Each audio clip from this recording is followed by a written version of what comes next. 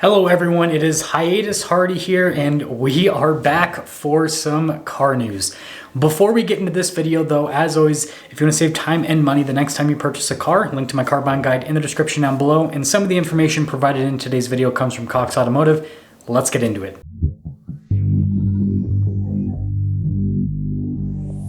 Well, let's dive into some numbers to start things off. When it comes to the new car market, at the end of last month, inventory stood at about 2.66 million units. That's a 70-day supply.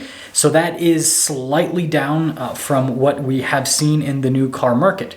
Now, quickly go over to the used car market, and inventory was at 2.39 million units at the end of December, 56-day supply.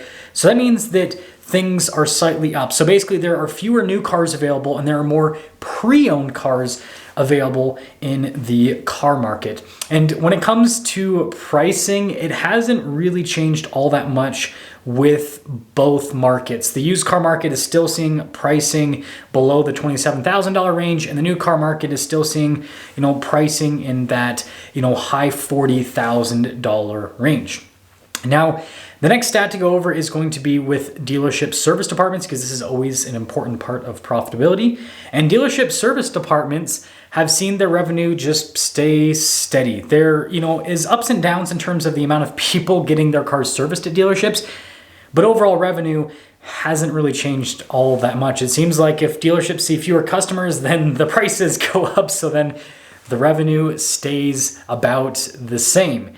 And so now this leads me into talking about what is happening during the sales month of January because of this and what this means for the car market moving forward.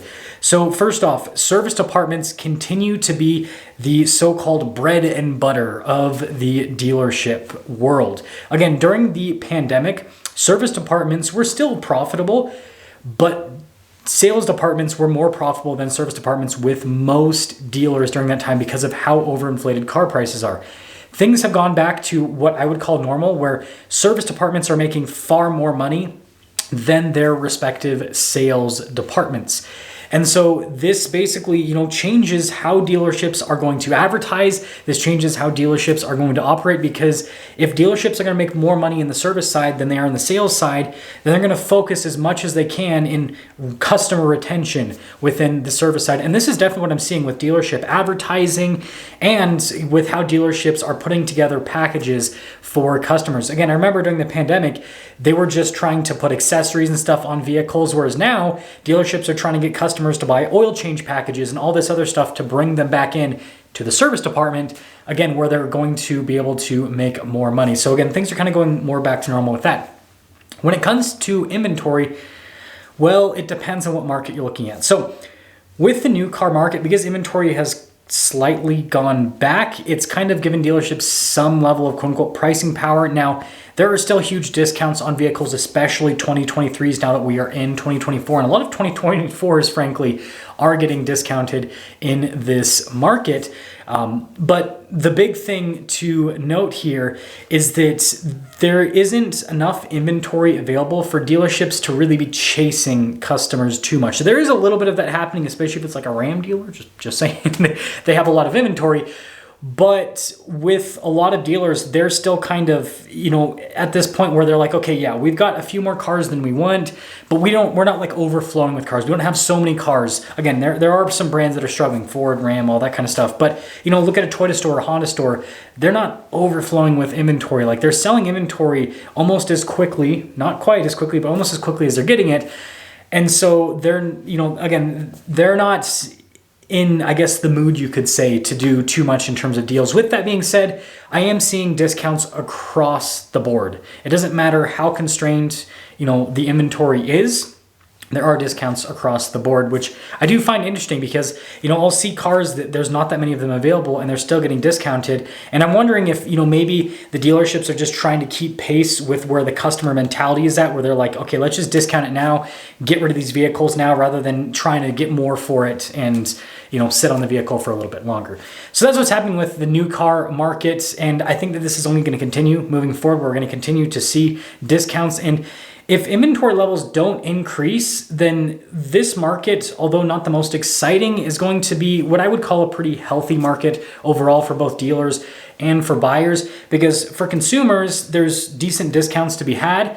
And then for dealers, the discounts aren't so steep that they're having to literally just drop their pants on every single car, like all the way down to where there is no profitability on selling the cars whatsoever. So it, from my perspective, it seems like a win-win where the dealerships make a little bit of money and then the customers get a better deal, especially compared to the last few years. With the used car market, I think things are going to just continue to go down. I'm seeing trade-in values just at astronomically low numbers compared to what I have seen over the last several months. It seems like they just keep going down and down. There's just not a lot of interest for used cars, and it makes sense. There is more new car inventory available, and the used car prices are still relatively elevated. Again, if you look at the average used car, again, about $27,000, a little bit less than that, and about 70,000 miles, okay, that's going to be a lot more affordable than your average new car. But there's a lot of used cars on the market that are just, 1, 2, 3 years old that there's normally a pretty big amount of people buying those cars because usually depreciation makes those a lot more affordable, that still aren't as affordable as they could be. They're still too close to original MSRP. And so now you have this market where people literally have, maybe a 2023 and a 2024 brand new, 2023 is used, and the 2023 has like 10,000 miles, the 2024 brand new, and they're the same price. And so I think that that's kind of a lot of the weakness we're seeing in the used car market is these newer cars with lower miles. They need to take a big value hit. They need to kind of come back down to earth. And so I think we're going to see massive amounts of depreciation there. And that's why we're going to see some buildup of used car inventory. Is cars like that are going to be building up on dealer lots because people are buying the new versions instead of the pre-owned versions. So a little bit of a market correction, but it's nothing that is too crazy. It is going to cost dealerships quite a bit of money though as this corrects, because dealers that have these newer model year cars with lower miles, the chances of them getting upside down on that inventory is going to be a lot higher, especially moving forward into the next few months. And so overall, the new car market, the used car markets, and the overall car dealership world, it's not too exciting. It's kind of just going back to normal, but there are some big changes that are going to, be happening moving forward. And I guess the last thing I want to talk about before we cap off the video is interest rates. So there's been a lot of talk that the Fed's going to come out and lower rates a few times this year. And so if those auto loan rates do come down, that could increase buying pressure a little bit, because, if the discounts stay at where they're at and the interest rates come down, so the payments overall just lower, right? As long as it happens that way, if the prices all of a sudden go back up, then it's just going to not make any sense. But if the prices stay where they're at and you have lower rates, then that will make it so that cars are more affordable for buyers, and so then that will entice some buyers. I mean, I'm already seeing it in the home market. You're already seeing people refinancing their homes because of the lower rates that have been available in that market, and then there's more people going in and buying homes because of the lower rates. So again, you could see a similar thing happening over in the car market. But with that being said, let me know what you guys think. I'll see you.